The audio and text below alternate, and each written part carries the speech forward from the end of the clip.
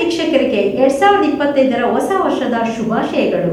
ವೀಕ್ಷಕರೇ, ನಾಡಿನ ಸಹೃದಯಿಗಳೇ, ನಾವು ಸಮಾಜಕ್ಕೆ ಆತ್ಮಪೂರಕವಾಗಿ ಏನು ಕೊಡ ಬಯಸುತ್ತೇವೆಯೋ, ಅಂದರೆ ದಾನವಾಗಿರಬಹುದು, ಜನರ ಕಷ್ಟ ಸುಖಗಳಿಗೆ ನೆರವಾಗುವ ಯಾವುದೇ ಸೇವೆಯಾಗಿರಬಹುದು, ಅಂತಹ ಸೇವೆ ಸಮಾಜ ಸೇವೆಯಾಗಿರುತ್ತದೆ. ಈ ಸೇವೆಯು ಜನ ಮನದಲ್ಲಿ ನಿರಂತರವಾಗಿ ನಿಂತು ಬಿಡುತ್ತದೆ. ಇಂದು 2024ರ ವರ್ಷವನ್ನು ಕಳೆದು ಅದರೊಂದಿಗೆ ಕಹಿ ನೆನಪುಗಳನ್ನು ಮರೆತು ಹೊಸ ಹುರುಪಿನೊಂದಿಗೆ ಆಗಮಿಸುತ್ತಿರುವ ಮತ್ತು ಎಲ್ಲರ ಮನೋಭಿಲಾಷೆಯನ್ನು ನೆರವೇರಿಸಲು ಸಜ್ಜಾಗಿರುವ 2025ಕ್ಕೆ ಕಾಲಿರಿಸಿದ್ದೇವೆ. ನಿಮ್ಮೆಲ್ಲರಿಗೂ ಹೊಸ ವರ್ಷ ಹರ್ಷದಾಯಕವಾಗಿರಲಿ. ಈ ಹೊಸ ವರ್ಷವನ್ನು ಆಚರಿಸಲು ನಮ್ಮೆಲ್ಲರ ಅಚ್ಚುಮೆಚ್ಚಿನ ಎಸ್ಕೆ ಗ್ರೂಪ್ ಸಂಸ್ಥಾಪಕರು ಹಾಗೂ ಸಮಾಜ ಸೇವಕರಾದ ಕೋಮದನ್ ರವರು ನಮ್ಮೊಂದಿಗಿದ್ದಾರೆ. ಸರ್, ತಮಗೆ ಹೊಸ ವರ್ಷದ ಶುಭಾಶಯಗಳು. ಸರ್, ಲಕ್ಷ್ಮೀನಾರಾಯಣಪುರದ ಜನಮನದಲ್ಲಿ ನಿರಂತರವಾಗಿ ನಿಂತಿದ್ದೀರಿ ಸಮಾಜ ಸೇವೆ ಮಾಡ್ತಾ. ಇದಕ್ಕೆ ಪ್ರೇರೇಪಣೆ ಯಾರು ಸರ್? ಮೇಡಮ್, ಇದು ಸುಮಾರು ವರ್ಷ ನಾನು ಮಾಡ್ತಾ ಇದ್ದೀನಿ. ಸುಮಾರು ಯಾವುದೋ ಮೀಡಿಯಾದವರು ಇವಾಗ ಬಂದು ನನ್ನನ್ನು ಅಪ್ರೋಚ್ ಮಾಡಿ ಇವಾಗ ಆಚೆ ಬಂದಿದ್ದೀನಿ. ಅದಕ್ಕೆ ಮುಂಚೆ ನಾವು ಕೆಲವು ನಮ್ಮ ತಂದೆ ಸ್ಥಾನದಿಂದ ನಾವು ಮಾಡ್ತಾ ಇದ್ದೀವಿ. ಸರ್, ಹೋದ ವರ್ಷ ಸಂಕ್ರಾಂತಿಯ ಪ್ರಯುಕ್ತ ನೀವು ಸಿಹಿ ಮೂಲಕ ಕಬ್ಬಿನ ಚಲೆಯನ್ನು ಹಂಚಿದ್ರಿ. ಈ ವರ್ಷನೂ ಹಂಚಿದ್ದೀರಾ? ಮೇಡಮ್, ಹೋದ ವರ್ಷ ನಮ್ಗೆ ಕೊಟ್ಟಿರೋದು ಬೇರೆ 15,000 ಮಾತ್ರ ಕೊಟ್ಟಿರೋದು. ಈ ವರ್ಷ 30,000 ಜನಕ್ಕೆ ನಮ್ಮ ವಾರ್ಡ್ ನಂಬರ್ 97ನಲ್ಲಿ ಪ್ರತಿಯೊಂದು ಮನೆಗೆ ತಲುಪಿಸ್ಬೇಕಂತ ನಾನು ಖುಷಿ ಪಡ್ತಾ ಇದ್ದೀನಿ ಮೇಡಮ್. ಪ್ರತಿಯೊಬ್ಬರ ಹಬ್ಬನ ಆಚರಣೆ ಮಾಡಬೇಕು. ಇದು ಹಂಗೆ ಕಂಟಿನ್ಯೂ ಮಾಡ್ಕೊಂಡು ಹೋಗ್ತಾ ಇರಬೇಕು. ಅದು ನನ್ನ SK ಗ್ರೂಪ್ಸಿಂದ ನನಗೆ ಎಲ್ಲರಿಗೂ ಒಂದೊಂದು ಸರಿ ನಾನು ಹೊಸ ವರ್ಷದ ಶುಭಾಶಯಗಳು. ಮತ್ತು ಪ್ರತಿಯೊಂದು ಮನೆಗೂ ಸಂಕ್ರಾಂತಿ ಹಬ್ಬ ಎಲ್ಲರೂ ಆಚರಣೆ ಮಾಡಬೇಕು ಅಂತ ನಾವು ಮನೆಯಿಂದ ಕೇಳ್ಕೊಳ್ತಾ ಇದ್ದೀವಿ. ಜನ ಆರೋಗ್ಯದಿಂದ ಇರಲಿ. ಎಲ್ಲರಿಗೂ ನಮಸ್ಕಾರ. ಸರ್, ನಮಸ್ಕಾರ. ಸರ್, ತಮ್ಮ ಹೆಸರು ಸರ್? ಮೇಡಮ್, ನನ್ನ ಹೆಸರು ರಾಜ್ ಅಂತ ಹೇಳಿ. ಸರ್, ಈಗ ಕೋಮದನ್ರವರು ಸಾಕಷ್ಟು ಸಮಾಜಕ್ಕೆ ಸೇವೆಗಳನ್ನು ಸಲ್ಲಿಸ್ಕೊಂಡು ಬಂದಿದ್ದಾರೆ. ಇದ್ರ ಬಗ್ಗೆ ಜನರ ಅಭಿಪ್ರಾಯ ಏನು ವ್ಯಕ್ತಪಡಿಸ್ತಿದ್ದಾರೆ, ಅದ್ರ ಬಗ್ಗೆ ಹೇಳಿ ಸರ್. ಮೇಡಮ್, SK ಗ್ರೂಪ್ನ ಮಾಲೀಕರಾದಂಥ ಕೋಮದನ್ ಸರ್ ಅವರನ್ನು ಹಲವಾರು ವರ್ಷಗಳಿಂದ ಪರಿಚಯ. ಭಾಳ ವಿಶೇಷವಾದಂಥ ವ್ಯಕ್ತಿ. ಅವರು ತಮ್ಮ ಸ್ವಂತ ದುಡಿಮೆ ಹಣದಿಂದ ಬಂದಂಥ ಒಂದು ಶೇಕಡ ಇಷ್ಟು ಅಂಥೇಳಿ ಅವರು ಜನರಿಗೆ ಸಮರ್ಪಣೆಯನ್ನು ಮಾಡ್ತಾಯಿದ್ದಾರೆ. ಮನುಷ್ಯ ಬದುಕೋದಕ್ಕೆ ಆರೋಗ್ಯ ಭಾಳ ಮುಖ್ಯ. ಸೊ ಆರೋಗ್ಯಕ್ಕೆ ಹೆಚ್ಚಿನ ಒತ್ತನ್ನು ಕೊಡ್ತಾ ಇದ್ದಾರೆ ಅವರೊಂದು ಉಚಿತವಾದಂಥ ಆರೋಗ್ಯ ಶಿಬಿರವನ್ನು ಏರ್ಪಡಿಸಿದಾಗ ಬರೀ ಒಂದೇ ಇರೋದಿಲ್ಲ. ಅಲ್ಲಿ ಕಣ್ಣಾಗಿರ್ಬೋದು, ENT ಆಗಿರ್ಬೋದು, ಅಥವಾ ಬ್ಲಡ್ ಚೆಕಪ್ ಆಗ್ಬೋದು, ಶುಗರ್ ಚೆಕಪ್ ಆಗ್ಬೋದು, BP ಚೆಕಪ್ ಆಗ್ಬೋದು, ಕ್ಯಾನ್ಸರ್ ಆಗ್ಬೋದು, TB ಆಗ್ಬೋದು, ವೆರಿಕೋಸ್ ಆಗ್ಬೋದು, ಮತ್ತೊಂದು ಆಗ್ಬೋದು. ಈ ರೀತಿ ಬರೀ ಚೆಕಪ್ ಮಾಡಿ ಕಳಿಸೋದಿಲ್ಲ, ಅದಕ್ಕೆ ಬೇಕಾದಂಥ ಔಷಧಿಗಳನ್ನು ಉಚಿತವಾಗಿ ಕೊಡ್ತಾ ಇದ್ದಾರೆ, ಫ್ರೀಯಾಗಿ ಕೊಡ್ತಾ ಇದ್ದಾರೆ. ಮತ್ತು ಕೆಲವರಿಗೆ ಆಪ್ರೇಷನ್ಸ್ಗೆ ಸ್ವಂತ ಹಣದಿಂದ ಖರ್ಚು ವೆಚ್ಚವನ್ನು ನೋಡ್ಕೊಳ್ತಾ ಇದ್ದಾರೆ.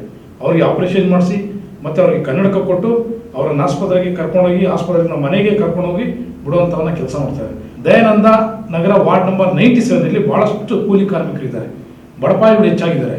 ಅಂಥ ಬಡಪಾಯಿಗಳನ್ನು ಗುರುತಿಸಿ ಪ್ರತಿ ಮನೆಗೂ ತಾವೇ ಖುದ್ದಾಗಿ ಭೇಟಿ ಮಾಡಿ ನಿಮ್ಮ ಸಮಸ್ಯೆಗಳೇನಿದೆ ಬನ್ನಿ, ನಿಮ್ಮ ಸಲುವಾಗಿ ನಾನು ಇದ್ದೇನೆ, ನಾನು ಸೇವೆ ಮಾಡ್ತೇನೆ, ನಿಮ್ಮ ಸೇವೆಯನ್ನು ನಾನು ಮಾಡ್ತೇನೆ, ಅದು ನನ್ನ ದೇವರ ಕೆಲಸ ಅಂಥೇಳಿ ಅಂಥ ಒಂದು ಪುಣ್ಯದ ಕೆಲಸವನ್ನು ಮಾಡ್ತಾ ಇದ್ದಾರೆ. ಎಲ್ಲ ನಿರಂತರವಾಗಿ ಹಲವಾರು ವರ್ಷಗಳಿಂದ ಅವರ ತಂದೆಯವರ ಕಾಲದಿಂದನೂ ಹಲವಾರು ವರ್ಷಗಳಿಂದ ನಿರಂತರವಾಗಿ ಸೇವೆಯನ್ನು ಮಾಡ್ತಾನೆ ಬರ್ತಾ ಇದ್ದಾರೆ. ಮುಂದಕ್ಕೂ ಸಹ ಭಾಳ ಉನ್ನತವಾದಂಥ ಸೇವೆಯನ್ನು ಮಾಡಬೇಕು. ನಮ್ಮ ದಯಾನಂದನಗರ ವಾರ್ಡ್ ನಂಬರ್ 97ನ ಎಲ್ಲರೂ ಸಂಪೂರ್ಣವಾಗಿ ಆರೋಗ್ಯವಾಗಿರಬೇಕು ಅನ್ನೋಂಥ ಉದ್ದೇಶ ಇದೆಯಲ್ಲ, ಅದು ಭಾಳ ಮಹತ್ತರವಾದಂಥ ಒಂದು ಮಾನವೀಯತೆ ಅಂತ ಹೇಳ್ತೀನಿ ನಾನು. ಯಾಕಂದರೆ ಎಲ್ಲ ಧರ್ಮಗಳನ್ನು ಮೀರಿದ್ದು ಮನುಷ್ಯತ್ವ. ಆ ಮನುಷ್ಯತ್ವವನ್ನು ಅವರು ಮೈಗೂಡಿಸ್ಕೊಂಡಿದ್ದಾರೆ. ಬರೀ ಏನೋ ಶೋ ಮಾಡೋದಕ್ಕೆ ಅಥವಾ ಜನರು ಮೆಚ್ಚೋದಕ್ಕೆ ಅಥವಾ ಮತ್ತೊಂದಕ್ಕೆ ಅಂತ ಅವ್ರು ಮಾಡ್ತಾ ಇಲ್ಲ.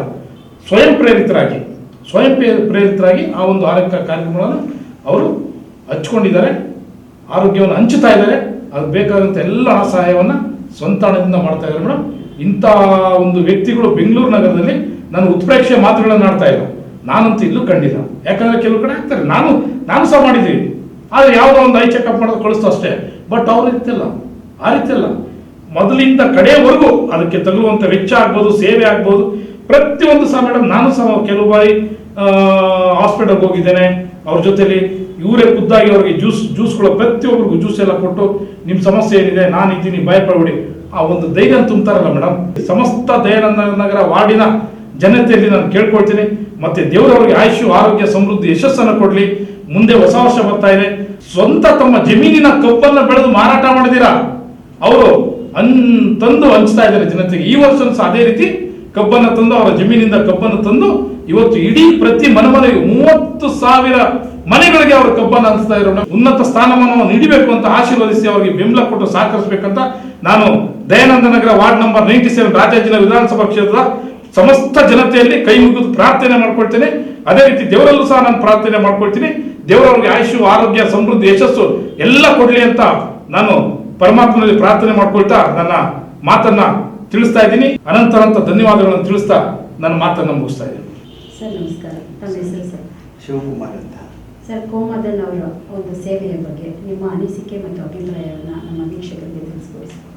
ಅವರು ಸುಮಾರು ವರ್ಷಗಳಿಂದ ಆರೋಗ್ಯ ಶಿಬಿರ ನಡೆಸ್ತಾ ಇದ್ದಾರೆ. ಈಗೀಗ ಜನ ಒಂದು ವರ್ಷದಿಂದ ಅದು ಅಭ್ಯಾಸ ಮಾಡ್ಕೊಂಡಿದ್ದಾರೆ. ಅವರಾಗ ಅವರೇ ಕೇಳೋ ಸ್ಥಿತಿಗೆ ಬಂದಿದ್ದಾರೆ. ಈ ಥರ ಆರೋಗ್ಯ ಈ ಥರ ಇದೆ, ನಮಗೆ ಸ್ವಲ್ಪ ಸಹಾಯ ಮಾಡಿ.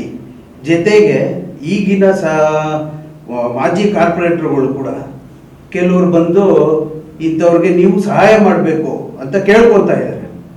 ಅಂಥವರಲ್ಲಿನೂ ಕೆಲವರು ಸರ್ಜರಿನೂ ಮಾಡಿಸಿದ್ದಾರೆ ಕಣ್ಣಿಂದು. ಇವಾಗ ಹೋದ್ಸಲಿ 480 ಜನ ಕ್ಯಾನ್ಸರ್ ಪೇಷಂಟ್ಗಳಿದ್ದಾರೆ 97 ವಾರ್ಡ್ನಲ್ಲಿ. ಅವ್ರಿಗೂ ಕೂಡ ಕೆಲವರು ಮುಂದೆ ಬರ್ತಾ ಇಲ್ಲ. ಇದ್ರೂ ಇವರೆಲ್ಲ ಸಹಾಯ ಮಾಡ್ತೀನಿ ಅಂದ್ರೂ ಕೆಲವರು ಮುಂದೆ ಬರ್ತಾ ಇಲ್ಲ. ಅದರಲ್ಲಿ ಇವ್ರು ಫೋನ್ ಮಾಡಿ ಅವರ ಆರೋಗ್ಯಕ್ಕೋಸ್ಕರ ಇವರೇ ಕರಿತಾ ಇದ್ದಾರೆ ಅವ್ರನ್ನ. ಅದರಲ್ಲಿ 80 ಜನ ಬಂದಿದ್ದಾರೆ ಮುಂದಕ್ಕೆ. ಇನ್ನು ಮುಂದಕ್ಕೆ ಅವರ ಆರೋಗ್ಯಕ್ಕೋಸ್ಕರ ಇವರು ಇಷ್ಟು ಕಷ್ಟಪಡ್ತಾ ಇರೋದ್ರಿಂದ ಅವರೇ ಬರಬೇಕು ಅಂತ ನಾನು ಕೇಳ್ಕೊತೀನಿ. ನೋಡಿದ್ರಲ್ಲ ವೀಕ್ಷಕರೇ, ಕೋಮದನ್ ರವರ ಬಗ್ಗೆ ಇಲ್ಲಿನ ಸ್ಥಳೀಯರು ಸಾಕಷ್ಟು ವಿಚಾರಗಳನ್ನ ತಿಳಿಸಿಕೊಟ್ಟಿದ್ದಾರೆ. ಎಲ್ಲರಿಗೂ ನಮಸ್ಕಾರ. Once again happy new year.